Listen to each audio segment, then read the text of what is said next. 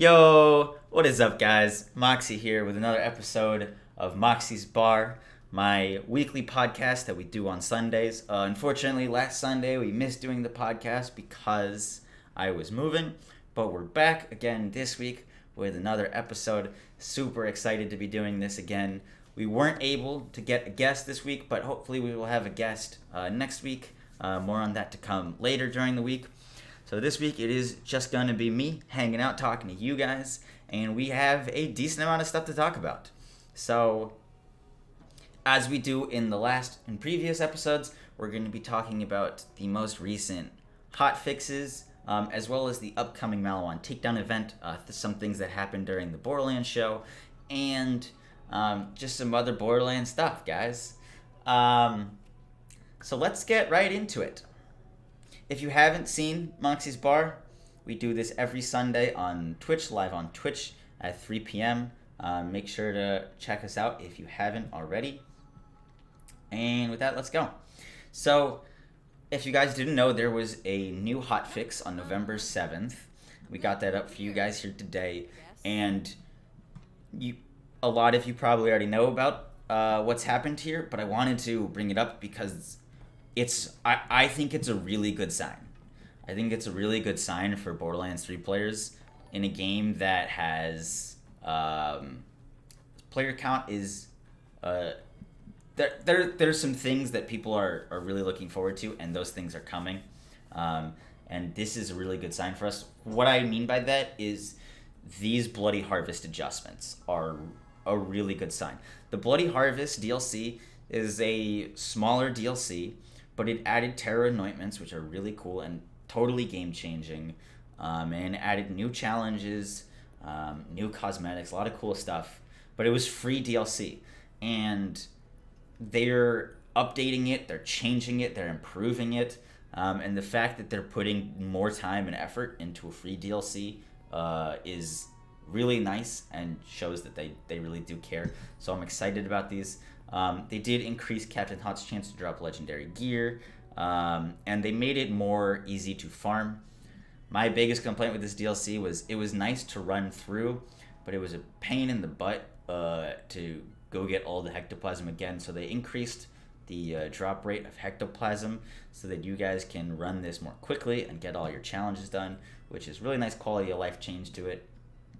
And then they increased the drop rates of like Bloody Harvest legendary gear, which was nice because it was a pain not being able to farm it much, and then your chances of getting the gear were really low.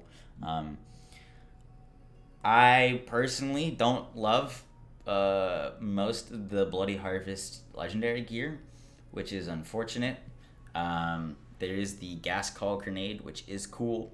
The shield is cool, the shotgun is cool, but none of them are like really game changing in my opinion. But they are cool, they do new cool things. They changed terror anointment drop rates, also nice quality of life thing.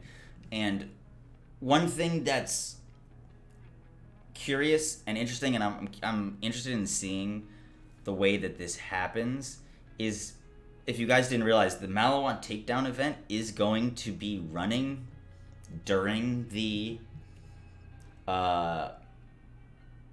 Bloody Harvest event. So we'll probably be seeing terror anointed weapons dropping in the Maliwan Takedown event.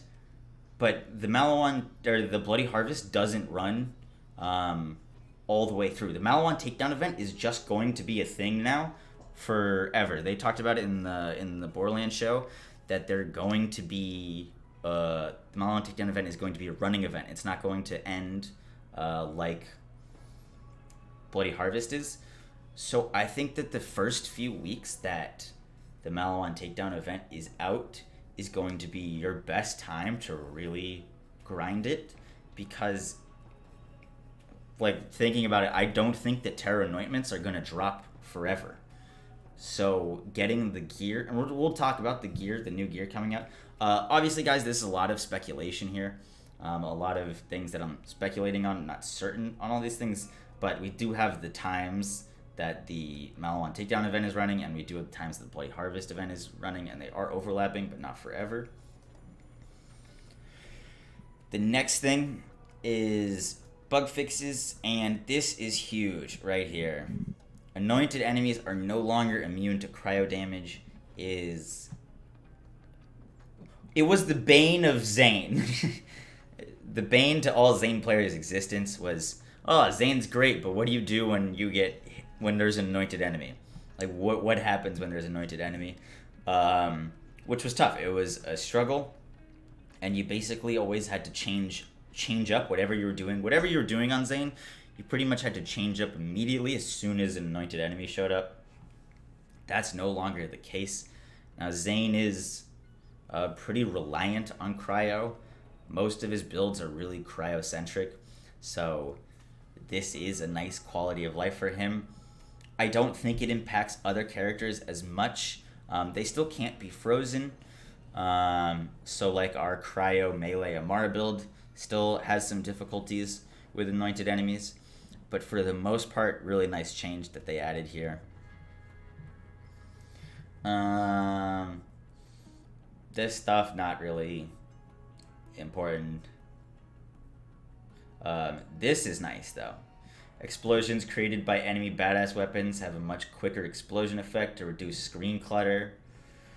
We found that badass enemies with heavy weapons were creating too many explosion effects that lingered on the screen, hindering the player's view at times. You don't say. You don't say. We're gonna make larger changes to weapons in the patch. We wanted to shorten the explosion particle effect to dramatically lower screen clutter. So there's gonna be even more improvements coming to this. If you guys have run Slaughter Shaft, you definitely know what this is about. Screen clutter is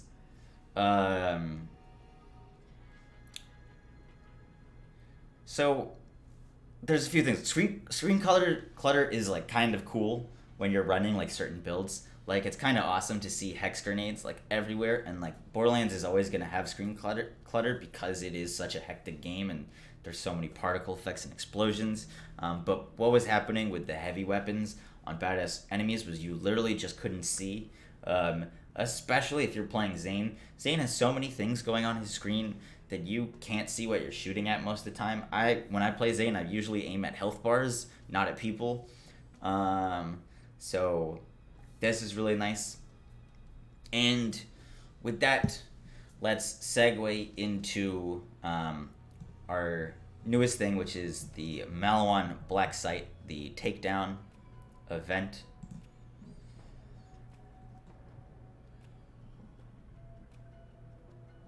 So this is a brief synopsis of what they talked about on the Borderlands show, and then we'll go into the actual Maliwan event Takedown.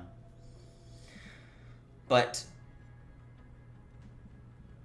there's some cool things here. If you guys haven't watched the Borderlands show, I haven't streamed watching the Borderlands show, but that's going to be a new goal of mine. We're going to try to be live watching the Borderlands show with you guys. So if you guys want to tune in to my channel at the time of the Borderlands show, I'll be watching it. We'll have the audio playing of the Borderlands show, and I'll be here reacting to stuff, talking about the stuff that they're talking about, and overall just engaging with you guys during that show. So excited to be doing that. If you guys haven't seen the Borderlands show, basically they get people that worked on Borderlands onto Twitch and talk about things that are going on with the game, things that are improving in the future, and a lot of cool stuff. So they did talk about the story here. They talked about what they liked with Ava, what they didn't like, how they developed their villains. They talked about Lilith possibly returning. We'll get to that afterwards. Right now we're going to talk about like bank space stuff, buffs to pets and Iron Bear. We'll talk to that after. Right now I want to talk about Maliwan Black Site, and then afterwards we could talk about story stuff and what they liked and what they didn't like about making the game. So, Takedown at Maliwan Black Site, not seasonal. This is what I was talking about. It's going to be an actual running event. or not an event, it's just an addition to the game, so super excited that it's not going away. Very hard co-op, level 50 tuned. Super excited this.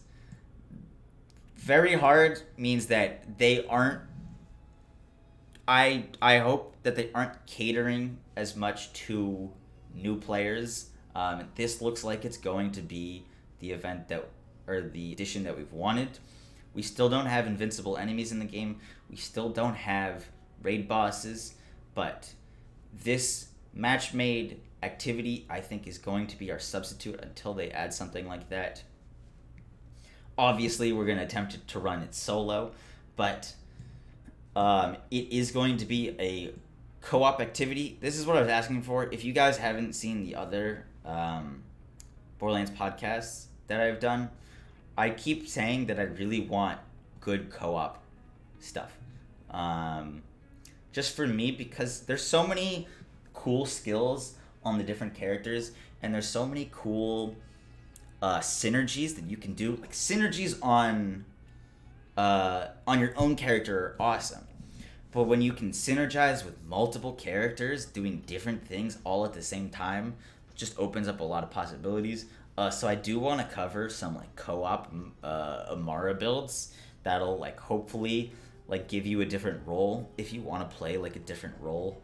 Amara will be really good. I think we can make a healer Amara build and a tank Amara build as well as a DPS Amara build.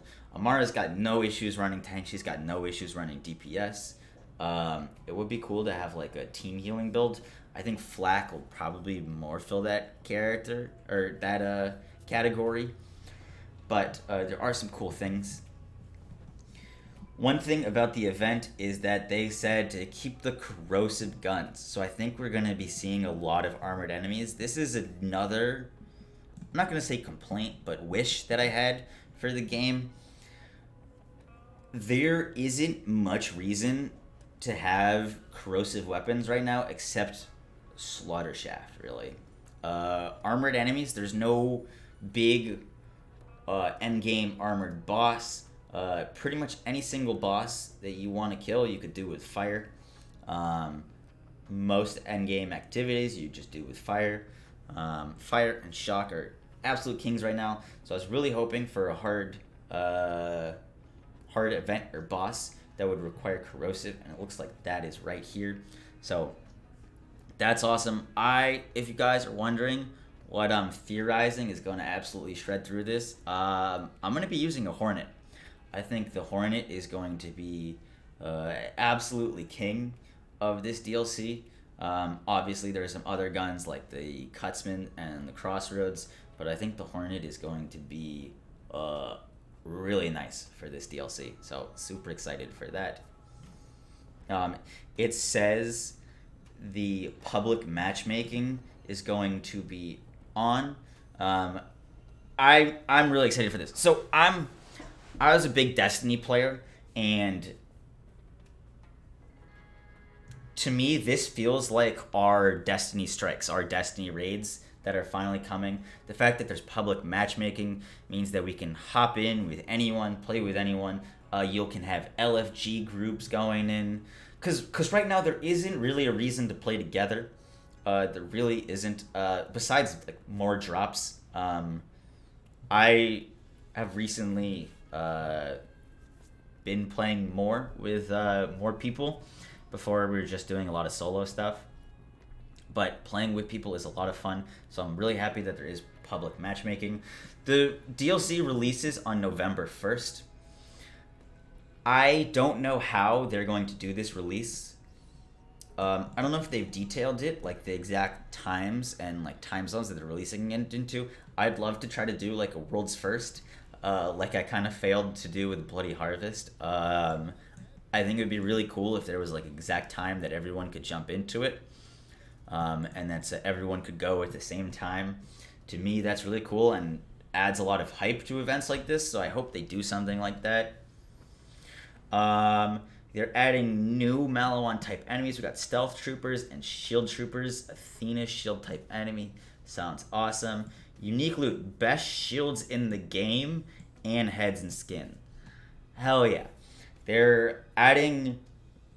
So the worst thing that could happen with this event, the absolute worst thing in my mind, is that this event would happen.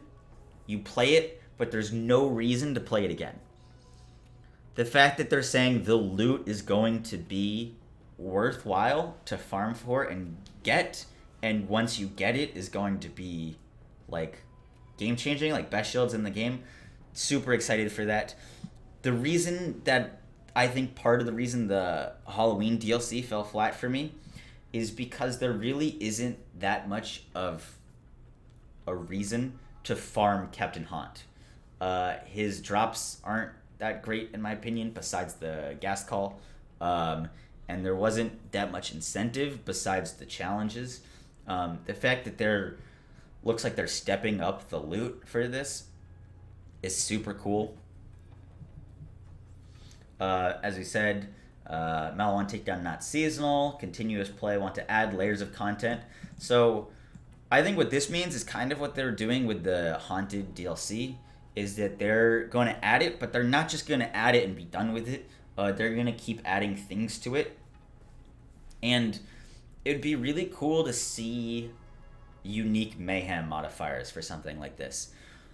If we have endgame activities such as like these like strikes or takedowns, I don't know if they're gonna like if takedown is gonna be their word for like strike, and we'll have like Maliwan takedown, like Hyperion takedown, something like that. The fact that they're adding onto it, and I don't know if they would do this, but having like different Mayhem modifiers or something that you could turn up the difficulty on them so that you had the event, but you could increase it, make it even harder, make it even more of a challenge. Things like having to do like deathless runs or stuff like that would be really cool. So there's a lot of opportunity here for them, and I hope they do take it. There's new weapons as well. Came up with some great weapons. This didn't say best weapons in the game, which is fair. I mean, it would hard to be announced best weapons in the game without them being just straight OP. There's so many weapons in this game. We're gonna pop over and take a look at these weapons that they're adding and give you guys my thoughts on them.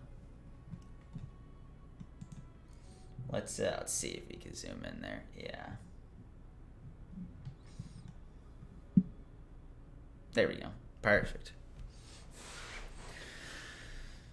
So this is the first gun, the Auditing Executive Redistributor. Nothing too crazy looking about this gun. What is really nice, if you look down here, is every 7th shot is amped. Amp shots chained to nearby enemies. Now, we don't know if this is only in cryo. We don't know if this weapon drops in every element. I think having weapons drop in multiple elements just adds for more reasons to farm this DLC. So I hope they are in additional elements. But this passive is really, really cool. The amp shots chained to nearby enemies. I forget the name of the gun that was in Destiny 2, but there was like a shock SMG, I believe, that chained lightning to all of the enemies if you hit like a critical hit on them. That was super cool, and this gun looks like very similar to that. If the shots are chaining their elemental effect, this gun could be really crazy cool on characters such as Amara and Zane. I'm saying Zane because doing multiple cryo at the same time to multiple enemies. And obviously Amara with her chaining abilities, ties that bind. Like, as we learned from the Brainstormer, when we are chaining damage to multiple enemies and at the same time we're linked damage, we get like almost multiplicative damage on top of damage. So super excited for this gun. Make sure you guys keep an eye out for it. Risk Runner. Yeah, that's the name of the gun. The Risk Runner in Destiny. That's the one I was thinking of. Super excited about this. All right, let's go down to this next one. See if we can zoom in here. Boom. We got the double penetrating shredded Tiggs Boom. Obviously, these are guns in Borderlands, so I'm assuming that they're going to drop with different prefixes But this looks like a torque explosive fire shotgun. There isn't as clear of a description here of what this thing is going to do. Right off the bat, the biggest thing that I notice is it's got a really low dot and really low chance. So this gun is fire, but it doesn't look like we're going to be using it for its dot at all. But it does look cool because it kind of looks like a shotgun pistol thing. Not as much to talk about here. Never mind. I just noticed this. It's 153 times 18. So there's going to be a lot of explosions happening here. 153 times 18. Consume 2 ammo per shot. Okay, so this magazine size is 5.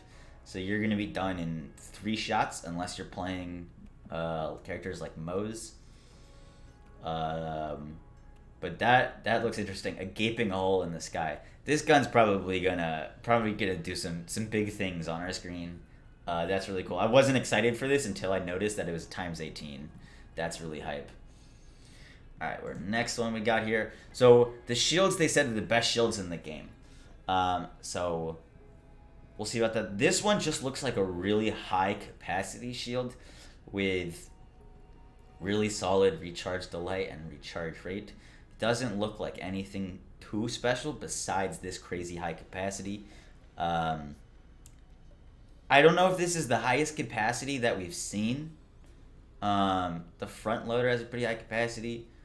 I'm pretty sure this is solid capacity, but not anything too crazy.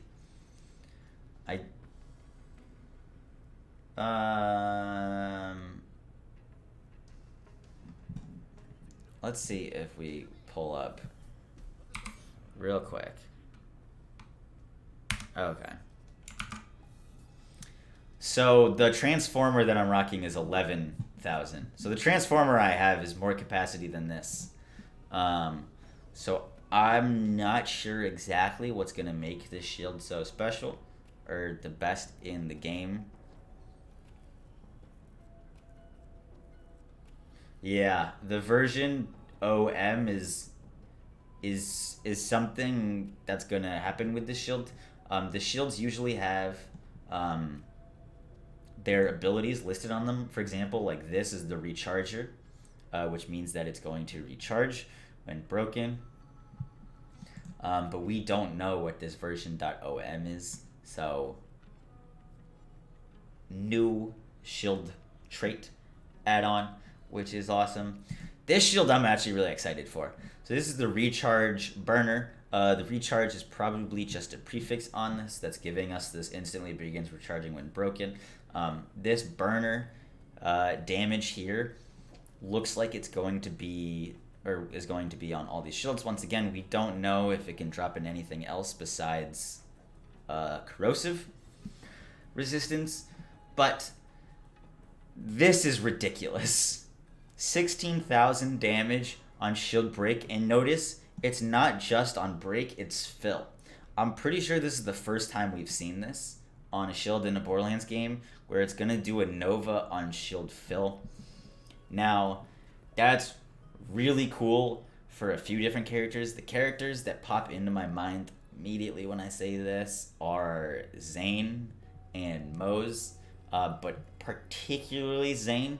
Zane has I'm blanking on the skill. Distributed Denial, where he can rock his shield as his barrier. And I'm pretty sure when you throw down the shield, well, it does the Nova when the shield, when it ends. So you're going to be doing Novas on that. I don't know if when you throw down your shield, if it does the Nova. But Zane has a lot of skills that instantly fill his shields up when you're hitting enemies with cryo. So I think this could be really cool on characters like Zane. Super excited for trying like something like this. My mind, if you guys haven't seen my my most recent Flame of the Firehawk build where you run around like a supernova, we got a video coming out with that with Moxsy. But using this shield with something like that, sounds like a lot of fun and could cause a lot of mayhem. So super excited for this shield. We don't know. Taking 5. I don't know if they said that these were the only 4. shields coming. Oh, we didn't cover this one. We missed this one. Cool. We got the frozen snowshoe here. Cryo resistance on it. Sliding into an enemy drains all shield and deals up to bonus cryo damage based on. But we see that this is the red card perk. The red card shield is already in this game and already has this. And then we have the cryo damage based on current shield strength, and deals up to bonus cryo damage based on current shield strength. 30% of Nova damage is returned as health. So we also have the Frozen Heart, which is also a shield already in the game. So this looks like a culmination of the two of them. Pretty slow recharge delay. Very slow. High recharge rate and solid capacity. Sliding into enemies drains all shields and deals up to bonus cryo damage based on current shield strength. 30% of Nova damage. Interesting. So it sounds like this shield you could use as like an aggressive tool to slide into enemies, to damage them, freeze them, and heal yourself. So to me, just reading this, like obviously we haven't played with this shield yet, but to me, in my mind, this looks like something that you could use to play like a very aggressive playstyle, maybe with like Amara or Zane. The only reason I say Amara is because you've got personal space, which you benefit from getting right up in the faces of everyone. But this could also be really cool on Zane with like maybe a slide speed relic, like the Snowdrift with this. So you're flying around the map, healing yourself every time you slide into an enemy, but you're also benefiting from damage because you're moving so fast. I take that back. This shield could be really cool on Zane. I'm just coming up with these ideas off the top of my head, but something like that could be really cool. It opens up, the new items are going to open up a lot of build possibilities. If you know me, guys, if you've seen my YouTube channel, I like making crazy builds. So really excited for the new gear because I'm going to try making new builds with all of these things. So that's awesome. I liked the Bloody Harvest weapons, but they weren't really making new builds around them worthy, in my opinion. They were cool, but they weren't game changing, and that's why I didn't make many or any videos using them. I did make videos with the Terra Anointments because those are obviously huge, and we have a lot of cool Terra Anointment builds. These weapons and shields, I'm assuming for the first week, will drop with Terra Anointments. I don't know though, because that could be unfair to players who start later in the game and would never be able to get these weapons with Terra Anointments. But if they are dropping with Terra Anointments on them, you guys are going to want to be grabbing those up like hotcakes because the event, Bloody Harvest event, does end. Let's see here. The other thing that I wanted to pull up was this. So this is, you guys can find the Borderlands show on Borderlands 3, the official website. I'm just going to quickly touch on this. They had this spooky surprise up there on their thing for a long time, and I really wanted this to be like vermivorous or something, like spooky vermivorous or something really awesome. We got heads. They're cool looking heads, but I don't think that was the surprise anyone was looking forward to. So kind of unfortunate on that. Appreciate the free content. Can't complain about new stuff to wear, but we had all these cool events and something spooky, surprising at the end, and it was cosmetic items. It just kind of fell flat on in my opinion. I don't think they should have hyped this up so much if it was just going to be a shift code and you're done. Because all of these things are better than this spooky surprise. All of these, the Mayhem on Twitch, even the Iridium event, in my opinion, like obviously the Iridium event really kind of like fell flat on the mark. But these are free things, so can't really complain about them. But I wish there was. I was surprised. I was surprised at my disappointment at the spooky surprise. So here we got some pictures from the Maliwan black site takedown. Here it's designed to be a 4-player co-op mission, but you can take it down solo. Really excited about this. Borderlands is a game that a lot of people do play solo. So not making it 4-player only doesn't alienate any of the population of players. The fact that it is designed to be 4-player co-op is just going to allow us to, when we do solo it, I don't think we're gonna have any problem soloing it. Realistically, I think it's probably gonna take a while, but we have a lot of unkillable builds, and I think we're good. These enemies here, I don't know if you guys can see this enemy here. Looks so cool. This looks like some Gundam type shit. Super excited about this. This guy in the back. This soldier looks cool too, but that is awesome. Really cool.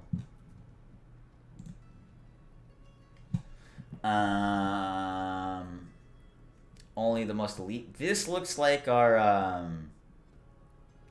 what does this say?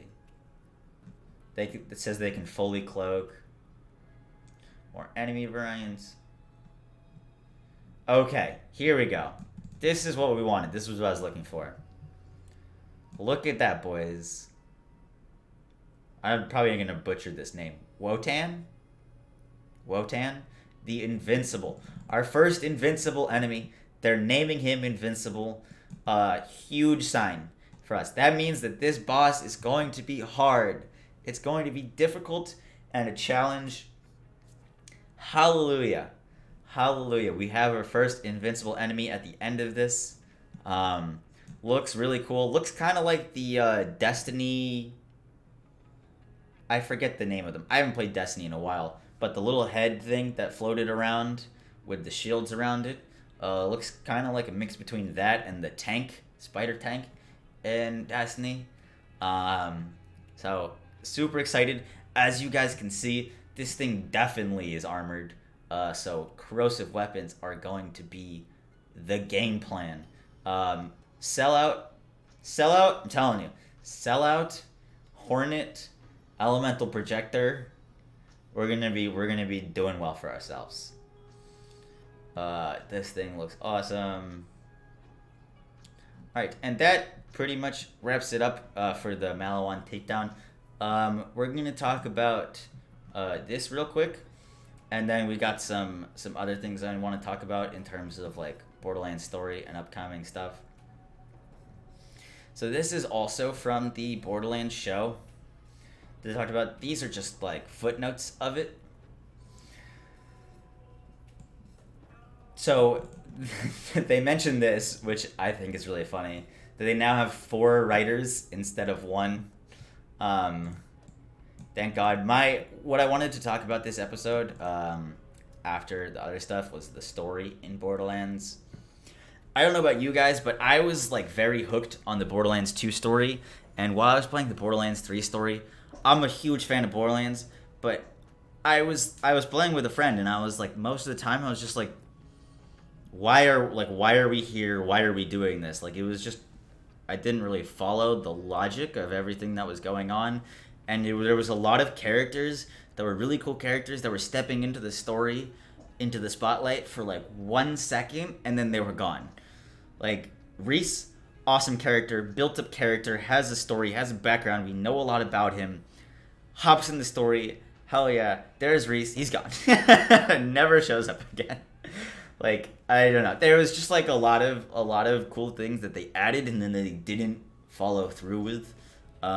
Which is kind of what they're talking about in here.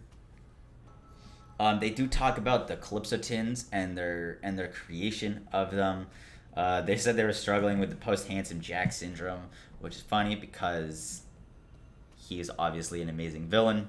The Calypso twins, I I I hated them in their because they were villains and they were bad and the things they did were shitty and I wanted to kill them. By the end of it, they weren't as they didn't have that magic to them that Jack did, but that's so hard to do, and I don't blame them for falling short on that. This Ava discussion, Ava's become my favorite meme of Borderlands. Very divisive character. Wish they could have done better with her. Want to work more on her. We'll spend more time with her in the DLCs. So confirmed, Ava's going to be in the DLCs. Going to be expanding on her. Maya said that she was going to be a siren. So I think we're going to have a character arc with her that leads up to her getting some siren powers. Talked about annoying dialogue, too many poop jokes. The current Vault Hunters do not feel like they are attached to the story. I absolutely agree with that. They're gonna work on adding more agency to the playable characters. That was one of my big things. It felt like when we were playing the story, we were just kind of a bystander to everything that was happening and not an actual part of it. They talk about doing designated drops, more predictability in drops. Want to avoid power creep, which is nice. Here, they talked about this. So, nerfs and buffs. So, they don't want to make the game too easy. Amen. The nerfs are like I said before. I've touched on the nerfs before. I'm fine with the nerfs as long as the nerfs let us have our identity of our characters and our weapons. Nerfs like the crossroad, that now a crossroad named after 4 roads at an intersection is now shooting 3 bullets and it's no longer a crossroads, is the dumbest change that I think that they could have done. Nerf what you will so that we can play the game and have a challenge, but don't take away the identity of things and make them no longer interesting to use. One big change is that they made the hex grenade. A recent change, they made the hex grenade not do splash damage. A lot of people, even I, said Moe's is broken now, or they broke Moe's somehow. They just changed the hex grenades to not do splash damage, which is an intended change, as they said. They weren't supposed to be doing splash damage, so that does hurt Moe's. Because hex grenades were a big part of a lot of her grenade builds. But I think that's good because now it just adds more diversity into the grenades that she can use. You don't always have to be running a hex grenade at all times. And they said they're not going to be doing meta shifts, which is nice unless there's one item that is too strong. So they're not going to change everything and make pistols obsolete and have a season where it's just all assault rifles. All right. I think we could just leave this up. The last thing, this is it's a little shorter episode today. I did want to talk about a little bit about the story, as we were just saying before, but particularly the lack or the absence of Vault Hunters like Krieg, like Axton, like Salvador. Zero is in there. They did say, this got me really excited. I don't know if you guys saw this. Let's see if I can find it. We haven't done the all Vault Hunter war yet. Do not speak for Gearbox. Too big for one DLC. So this could happen. This could be a real thing that's happening. And all Vault Hunter War. I didn't hear about this, know about this until I looked through this. Um, Too big for one DLC, so may not happen until another Borderlands game, um, or something crazy. But in all Vault Hunter War, I don't know how they would set that up or lay that out, but it sounds awesome.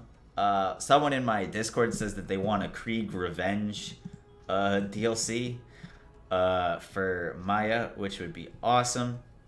That relationship is like really cool.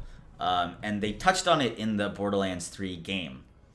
I just remembering this. I'm pretty sure there was like echo logs about Krieg talking to himself, his like inner crazy self versus his like psycho self about Maya. And that was really cool. So I'd love to see him come back. But what I was saying about the absence of the old Vault Hunters, I pretty sure that they did that just for room. There's a lot of characters in the Borderlands, a lot of characters on the Borderlands universe, and they added a lot of the new characters and kept some of the old faces. And I think that they didn't include the old characters to give the new characters room to breathe, but then they didn't have the new characters breathe. Like, none of the new characters felt fleshed out to me, really. So that's what I think that they were going for. And have Borderlands 3 be its own game and Borderlands 2 be its own game, and then incorporate the Borderlands 2 characters once Borderlands 3 has established itself as its own game. I do think that we're going to be seeing the new Vault Hunters, or the old Vault Hunters, because, like, we have no evidence that they're dead, so they're still alive. They're still in the universe. But I think they did that just so they could flesh out these new characters. I don't think it worked out for them, but I would love to see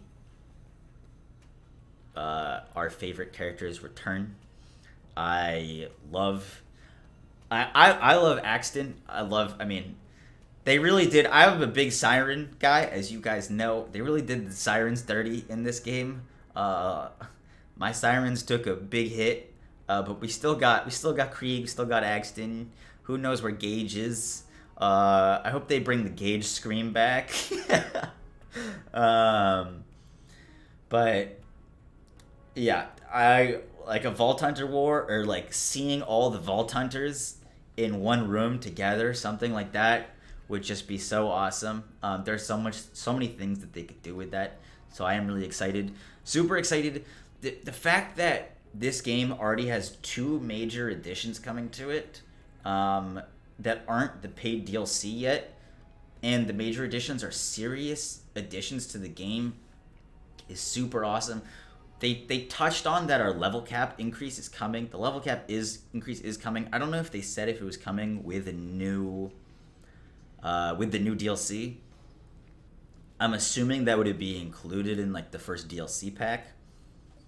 But when the level cap drops, man, oh, it's gonna blow the game wide open. There's so many builds that were like 2 points away from like nailing. Obviously, a lot of cool builds out right now, but super excited for the level cap. When we'll see new additions to the characters and skill trees or additional characters, no idea, but just that level cap increase is going to be crazy. I do hope that they add something with the level cap increase like they did for the OP levels. I was kind of bummed out that when you finish the game, you could just turn on Mayhem 3 and run Mayhem 3 without earning Mayhem 3. So if they add a level cap increase, and you gotta reach max level before you can turn on Mayhem mode. I know, guys. I know you're like or used to Mayhem mode, but I don't think you should be able to turn on Mayhem mode when the level cap increases. Once you start leveling, you gotta level up legit without crazy Mayhem experience boosts. You gotta grind to get there, and then have there be some sort of like test, where you get Mayhem 1, you get Mayhem 2, you get Mayhem 3. It's just a simple addition that they could add that would add a lot more longevity to the level cap increase. I think that would be really, really nice. Mayhem 4 is coming. I've been speculating on Mayhem 4. I think because it's Mayhem 4, it's going to be additionally difficult and maybe a few new Mayhem modifiers in Mayhem 4. But I don't think it's going to be a total revamp of the Mayhem system. I think they're going to do like a Mayhem 2.0 and like revamp the whole thing and make it crazy.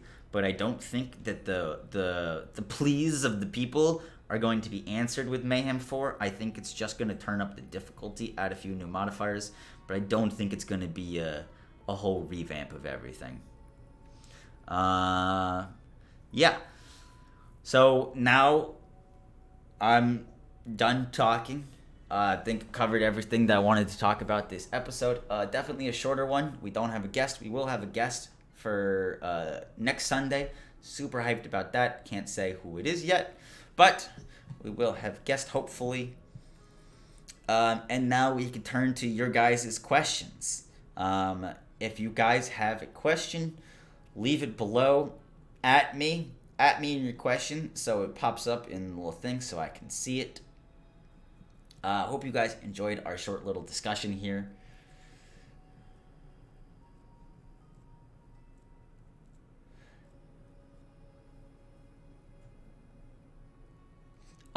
And we're not going to be done streaming at the end of this. If you guys are here right now, when the podcast ends, we're not ending the stream. We're just gonna hop back on the stream and play.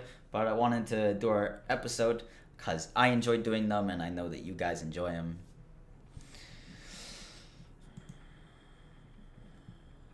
Lucindians wants to know if I have any ideas for new Mayhem modifiers or new Mayhem modifiers. He says that he likes the ones from Destiny a lot.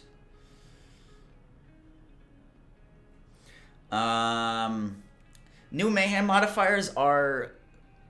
I have touched on this briefly in an old video, but the new Mayhem modifiers should incite mayhem. They shouldn't be nerfs and buffs. Nerfs and buffs aren't fun to play with unless you're doing like ridiculous damage, but that isn't like a good mechanic because it's supposed to be harder. You shouldn't be able to put on the hardest mode and steamroll things because you have 70% elemental damage, 50% increased damage with your shotgun, and like 20% increased damage with all guns. Like, to me, that's silly. Nerfs and buffs are silly as Mayhem modifiers because it's inconsistent playthroughs, and like I said, like no one wants to play with like bajillion damage on the hardest mode because it's easy, and no one wants to play with minus 50% or minus 50% damage with their guns, 50% damage with all guns, and 50% reduced damage with the elemental type that they're trying to use. Like, you're just gonna re-roll that. So I think the new Mayhem modifiers should be something that create mayhem and change up the way that you have to play. Things like all enemies have like big heads, or all enemies drop like grenades or something. Like obviously probably not all enemies drop grenades when they die. That'd be a little too much. But things that would spark it up, like all enemies like in an area, like imagine if you spawned into Slaughter Shaft and you had the modifier on that all enemies were jabbers, or like it changed up the enemy types, so you got different enemies, or like all enemies now have armor. That would be cool because you'd have to change up your playstyle. It'd make things more difficult. It would mean that your builds would have to be more diverse. So I think something like that would be cool. All right, we got more questions. Kizline says, I talked to Morning After Kill and he said he's down to play, so you should hit him up, and I think that would be awesome collab. Kiz, I would love to hang out or play with Morning After Kill. He's an awesome, one of the most dedicated Borderlands YouTubers that I've seen. Players have been following him for years, so I'm a big fan of him. If we do hang out or play, collab or anything like that, it'll be a dream come true for me. Shade says, more of a comment, but Stalker's better than Lyuda as it gets an extra projectile for free per stack of terrorists. Same with Fearmonger. I made a vid on it. Cool. Did not know that.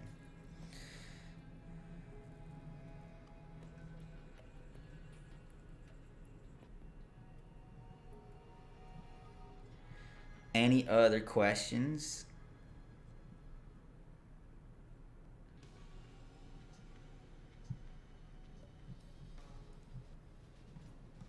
All right. Doesn't look like we have any more questions. Oh, we got one more. Well, we got two more. Kyle says, Moxsy, do you think Gearbox should give the option to turn off special events such as Bloody Harvest, aka Skulls and Slaughter Shaft? Do I think that they should be able to turn off special events? Yes and no. Yes and no. I think that if a special event is only running for a certain amount of time, that you should be kind of forced to play with it and deal with it and get the new content. I think the biggest thing with the annoyance of the Bloody Harvest event outside of the Bloody Harvest is terror affecting us negatively and like making your gun do this every time you're trying to shoot with it. But as soon as you get terror anointments, you can adapt to that and you can actually benefit from playing terror things. So it'd be nice if you could turn it off, but I feel like people would turn it off before they even played it and then not get to experience it and then just complain more. So I don't know if that would be a great option. Moxsy, could you speculate on what you think the All Vault Hunters War will be? I don't know how they would set that up unless it was like some sort of like mind control thing, or like Krieg just loses his shit and decides he wants to murder Axton. I don't know what that would be like, and I really hope like if like me killing Gage as Gage being a boss would be cool, but like really sad. Like I wouldn't want to do that. So I don't know what a All Vault Hunters War would be like.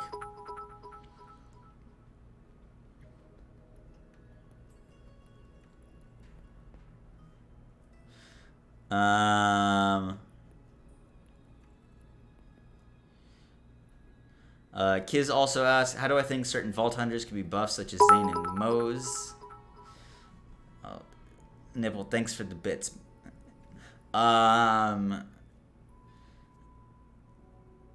So Mose's mech could be buffed in a very easy way that I think would be really nice. Obviously, it's hard to... They've seen in their old games that endgame AI are difficult to scale to the hardest difficulty. Endgame AI, such as Axton's turret, Moses' death trap, struggled a little bit in the endgame. And I think the easiest way for them to buff Moses Iron Bear is instead of making Iron Bear do a ton of damage, give Iron Bear a lot of utility. Giving Iron Bear more utility, not slag, but I know she has that one ability that lets her shoot the rockets that give enemies that make enemies take increased damage. I think like rolling along the lines with that and making Iron Bear skills make enemies take more damage, or making Auto Bear an instant thing. I think if you made Auto Bear a like intuitive, like a 1 point at the very beginning, you would open up a lot of builds for Moze. Moxsy, if we got additional skill trees on characters, which element would you want to see added to Amara? You would like to see Cryos as Shade. I'd say Cryo too. Cryo is an awesome element. I thought Aurelia in the pre-sequel was a really cool character. So Cryo on Amara would be really cool. I don't know what direction they would take with that though, because like Amara has elemental damage trees. She has like an action skill, like damage tree, elemental tree, and a melee tree. So I don't know if they would roll with something like that and add like a elemental melee tree, or just make it totally different and give her something else that's crazy.